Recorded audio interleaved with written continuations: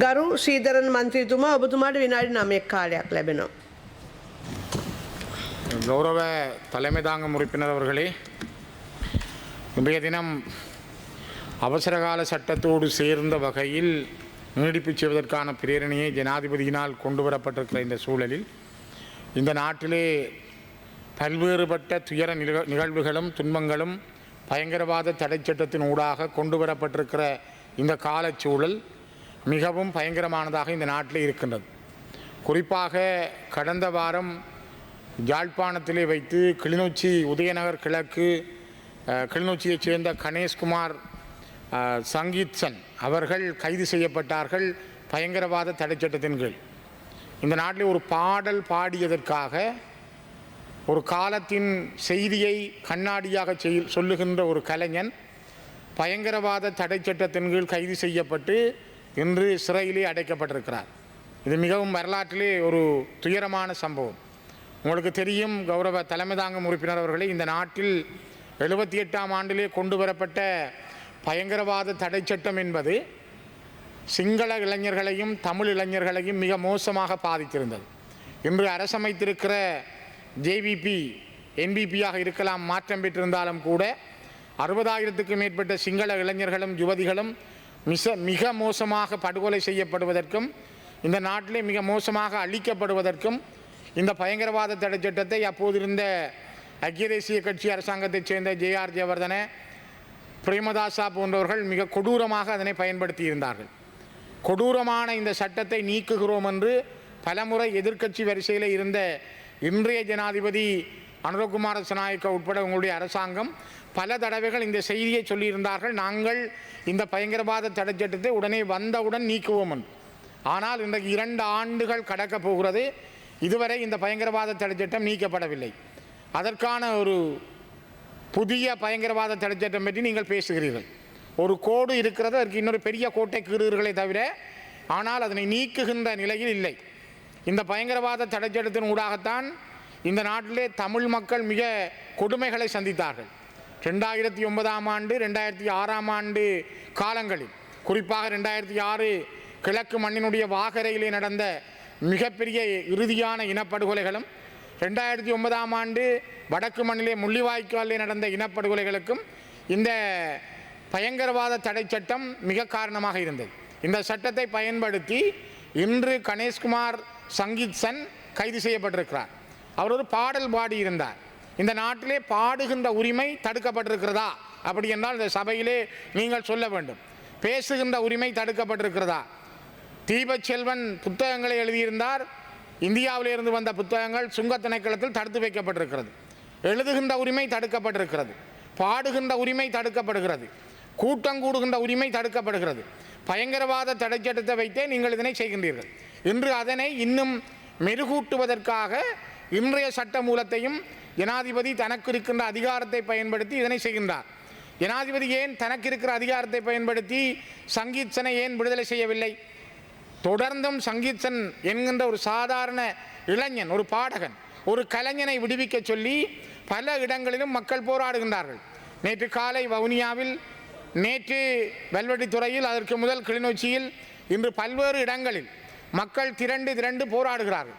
இப்பொழுதும் நான் இந்த இடத்திலே உயர்ந்த சபையிலே சொல்லுகிறேன், நீங்கள் அவர்களை விடுவிக்கவில்லையானால், சங்கீத்சன் அவர்களை உடனடியாக இந்த அரசு விடுவிக்கவில்லை என்றால் வடக்கு கிழக்கு தழுவிய ஒரு மாபெரும் போராட்டத்திற்கு மக்கள் தயாராகிறார்கள். இளைஞர்கள் பாதிக்கப்பட்டிருக்கிறார்கள், பேச முடியாமல் இருக்கிறார்கள்.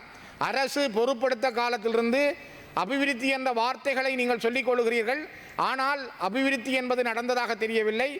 கைதுகளும் அடக்குமுறைகளும் இந்த நாட்டிலே மிக கோலோச்சி மேலோங்கி இருக்கிறது. அண்மையிலே யாழ்ப்பாண மேல் நீதிமன்றத்தினுடைய நீதிபதியாக இருந்த அலெக்ஸ் ராஜா 2 மாதங்களில் திடீரென பதுளை மாவட்டத்துக்கு மாற்றப்பட்டார். அலெக்ஸ் ராஜா நீதவான் நியமிக்கப்பட்டு அவர் சில வழக்குகளை முன்னிலைப்படுத்துகின்ற பொழுது நீதியான நீதவான்கள் உடனடியாக கலைக்கப்படுகிறார்கள். இதேதான் முல்லைத்தீவில் இருந்த நீதவான் சுவர்ணராஜா அவர்களுக்கு நடைபெற்றது. ஆகவே நீங்கள் கொண்டு வருகிற சட்டம் மக்களுக்கான சட்டம், நீதிக்கான சட்டம் என்பது நீதித்துறையையே கேள்விக்குட்படுத்தி இருக்கிறது. குருந்தூர் மலையிலே பிகாரை கட்ட வேண்டாம் என்று நீதிமன்றம் கட்டளையிட்ட பிற்பாடும் பிக்குமார்களால் அங்கே நீதிமன்ற கட்டளையை மீறி அந்த இடத்திலே விகாரை கட்டப்பட்டது. அரசாங்கத்தினால் இதுவரை அதனை தடுக்க முடிந்திருக்கிறதா? அதனை தடுக்க முயன்ற நீதவானை பழி வாங்கினீர்கள். அவர் நாட்டை விட்டு ஓட வேண்டிய நிலைக்கு நீதியரசர் சுவர்ணராஜா நாட்டை விட்டே போனார். அலெக்ஸ் ராஜா தீர்ப்பு வழங்குகின்ற பொழுது, நீதியை வழங்குகிற பொழுது நீதிக்கு புறம்பாக ஒரு கோரமான அகோரமான ஆட்சிக்காக அவரை யாழ்ப்பாணத்தில் இருந்து நீங்கள் மாற்றியிருக்கிறீர்கள். இது ஒரு மிகப்பெரிய வன்முறை, இந்த நாட்டில் நடைபெறுகின்ற மிகவும் மோசமான ஒரு காரியம். குறிப்பாக யாரும் பேச முடிவதில்லை. கௌரவ தலைமை தாங்கும் உறுப்பினர் அவர்களே, நான் எனக்கு தெரிந்த அளவிலே யாழ்ப்பாணம் யூனியன் கல்லூரி மாணவர்கள் ஒரு விளையாட்டு போட்டிக்கு சோதனை செய்திருந்தார்கள். அந்த சோதனைக்காக அந்த பாடசாலையினுடைய அதிபர் வரதன் உட்பட மாணவர்கள், ஆசிரியர்கள் விசாரணைக்கு உட்படுத்தப்பட்டார்கள். அதே போலதான் கிளிநொச்சி மாவட்டத்தினுடைய கோணாவில் மகா வித்தியாலயத்திலே விளையாட்டு போட்டியிலே சோதனைகள் செய்திருந்த காரணத்தால் அந்த பாடசாலையினுடைய அதிபர் அம்பிகைபாகன் உட்பட ஆசிரியர்கள், மாணவர்கள் விசாரணைக்கு உட்படுத்தப்பட்டார்கள். ஒரு பாடசாலையின் விளையாட்டு போட்டியிலே சோடிக்க முடியாது. பாடசாலை விளையாட்டு போட்டி நடத்தினால் பயங்கரவாத தடை சட்டம், பாடினால் பயங்கரவாத தடை சட்டம், பேசினால் பயங்கரவாத தடை சட்டம், ஒன்று கூடினால் பயங்கரவாத தடை சட்டம். இந்த நாட்டில் நீங்கள் என்ன நல்லிணக்கம் சொல்லுகிறீர்கள்? இங்கே நீதி அமைச்சர் அவர்கள் இருக்கிறார், கௌரவ அமைச்சர்கள் இருக்கிறீர்கள். தயவு செய்து சிந்தித்து பாருங்கள். இந்த சட்டத்தால் பாதிக்கப்பட்டவர்கள் நீங்கள் என்று நாங்கள் சொல்லுகிறோம். கதிராமத்து அழகி, மனம்பேரி உட்பட பலரை கொன்று நிர்வாணமாக்கி ரோட்டில் இழுத்து சென்று சுட்டு படுகொலை செய்த இந்த நாட்டினுடைய வரலாறு, எங்களுடைய சகோதரிகள் சகோதரர்கள் மிக மோசமாக கொல்லப்படுவதற்கும், இறுதி யுத்தத்தை கோட்டபாய ராஜபக்ச அவர்கள் இந்த மண்ணிலே முள்ளிவாய்க்காலில் 4 லட்சம் மக்கள் இருந்த பொழுது 75,000 பேர் தான் இருக்கிறார்கள் என்று கூறி உணவு அனுப்பாமல், மருந்து அனுப்பாமல், கொத்து குண்டுகளையும் பொஸ்பரஸ் குண்டுகளையும் வீசி அந்த மக்களை கொடூரமாக கொலை செய்த தொடர்கின்றது. குறிப்பாக அரசியல் பிழைத்தோர்க்கு அறம் கூற்றாகும் என்பது சிலப்பதிகாரம்.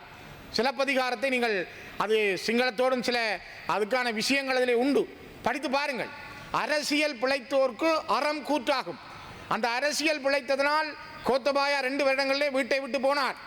இந்த நாட்டினுடைய ஆட்சியை விட்டு போக வேண்டிய சூழல் அவருக்கு வந்தது. அதே போலதான் மஹிந்த ராஜபக்ச திரும்ப வர முடியவில்லை. யோசித்து பாருங்கள். ஆகவே நான் மீண்டும் சொல்கிறேன், இந்த மண்ணிலே கணேஷ்குமார் சங்கீத்சனுக்கு நடந்திருக்கிற துயரம் அல்லது தீபச்செல்வனுக்கு நடந்திருக்கிற துயரம் இங்கே தொடர்ந்தும் எத்தனை பேருக்கு நடக்க போகிறது? இது ஒரு கட்டியம் சொல்கிறது. முதலாவது ஒரு செய்தியை சொல்கிறது, இனிமேலும் இளைஞர்களுடைய சுதந்திரம் அடக்கப்படுகிறது. இதுதான் இந்த நாட்டினுடைய நல்லிணக்கம்.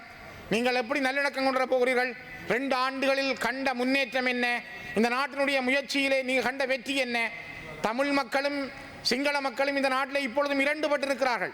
2 பேருமே 2 தேசிய இனங்கள் தான். ஆனால் மனோரீதியாக இந்த நாட்டினுடைய தேசிய கொடிக்கு கீழ் இன்றும் தமிழர்கள் இல்லை என்பதை மிக தெளிவாகவே இந்த நாடு சொல்கிறது. அரச பயங்கரவாதம் தலைவிரித்து ஆடுகிறது. அரச பயங்கரவாதத்தினுடைய ஒவ்வொரு செயல்களையும் நீங்கள் எடுத்து செய்கிறீர்கள். இதனைத்தான் ஜே.ஆர். ஜெயவர்தன காலம் கூட செய்திருந்தார். ஜே.ஆர். சொன்னார், போர் என்றால் போர், சமாதானம் என்றால் சமாதானம் என்று சாதாரண நிரபராதிகளாக இருந்த மக்களை பார்த்து போரை அறைகூவல் செய்த ஜே.ஆருடைய தொடக்கத்தை இப்பொழுதும் கூட 50 ஆண்டுகள் கடந்து வந்தும் கூட நீங்களும் இன்னும் கற்றுக்கொள்ளவில்லை என்றால், இப்பொழுது இருக்கிற நாட்டின் ஜனாதிபதி அனுரகுமார சனாய்க்கா தலைமையிலான அரசும் அதனை கற்றுக்கொள்ளவில்லை என்றால் இந்த நாடு அதள பாதாளத்தில் போய் விழுவதை தவிர வேறு எதுவும் நடக்காது. இந்த நாட்டினுடைய பொருளாதாரம் இன்னும் வளர முடியவில்லை. நாட்டினுடைய பொருளாதாரம் 2 நிமிஷம் தாருங்கள். நான் நினைக்கிறேன் தலைமைதாங்கும் உறுப்பினர் அவர்களே, இந்த நாட்டினுடைய நீதியும் நியாயமும் எல்லா இனங்களுக்கும் உரியதாக இருக்க வேண்டும், எல்லாருக்கும் உரியதாக இருக்க வேண்டும். நீதியரசர்களை நீங்கள் நினைத்தது போல் மாற்றவும், உங்களுக்கு ஏற்ற வகையில் நீதியரசர்களை நியமிப்பதும், அதனூடாக தீர்ப்புகளை வழங்குவதும் மிக மோசமானது. இதனைத்தான் அந்த குறிப்பிட்ட காலங்களில் தந்தை செல்வாவினுடைய மருமகனாக இருந்தவர் ஜே.ஆர். ஜெயவர்தனோடு மிக நெருக்கமாக இருந்தவர். அவர் எழுதிய புத்தகத்திலே அவர் குறிப்பிட்டிருந்தார், ஜே.ஆர். ஜெயவர்தன ஒரு முறை சொன்னார், தீர்ப்புகளை நாங்கள் எங்களுக்கு ஏற்றமாய் எழுதுவோம். நாங்கள் யாருடைய மண்டையை உடைக்க வேண்டும் அல்லது யாருக்கு என்ன தீர்ப்பு வழங்க வேண்டும் என்பதை ஒரு நீதிபதிகளுக்கு கார் வாங்கி கொடுப்பதன் மூலம் அல்லது வீடு வாங்கி கொடுப்பதன் மூலம் எங்களால் தீர்ப்பளிக்க முடியும் என்று அத்துலத் முதலியும் ஜே.ஆர். ஜெயவர்தனமும் அந்த காலகட்டங்களில் 70களிலே சொன்ன வரலாறுகளை நான் மீண்டும் பதிவிடுகிறேன். ஆகவே பிரேக் ஆஃப் ஸ்ரீலங்கா, ஏ.ஜே. வில்சன் எழுதிய பிரேக் ஆஃப் ஸ்ரீலங்கா என்கிற புத்தகத்தை மீண்டும் ஒருமுறை படியுங்கள். அவர் மிக தெளிவாக ஜேஆரோடு நெருக்கமாக இருந்த ஏஜே வில்சன் எழுதிய அந்த புத்தகத்தினுடைய ஒவ்வொரு வரிகளும் இந்த நாட்டிலே தமிழ் மக்களுக்கு எதிராக சிங்கள தலைவர்கள் செய்த அநியாயங்களை சொல்லுகிறது. அதனால் தான் நான் மீண்டும் நான் வலியுறுத்துகிறேன், இந்த நாட்டினுடைய சங்கீச்சனை அவரை உடனே விடுதலை செய்ய உடனடி நடவடிக்கையை மேற்கொள்ளுங்கள். இந்த உயர்ந்த சபையினூடாக அவரை பயங்கரவாத தடை சட்டத்தில் வைத்திருக்காதீர்கள்.